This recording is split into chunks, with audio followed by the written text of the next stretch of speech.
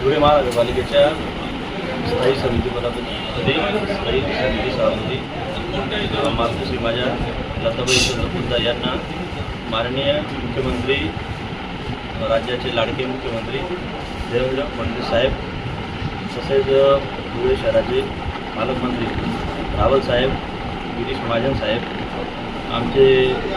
लाडके आमदार धुळे शहराचे माननीय अनुभाई अग्रवाल,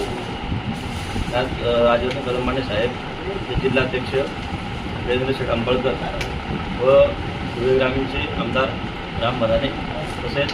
माजी आमदार कुणालदास बाबा पाटील यांच्या सर्वांच्या सहकार्याने आज आम्ही पदभार स्वीकारला आहे आणि भविष्यामध्ये यांच्या सर्वांच्या सहकार्याने नगरसेवक पालकमंत्री जयकुमार भाऊ, तसेच आमदार अनुभाई अग्रवाल, तसेच भारतीय जनता पार्टीचे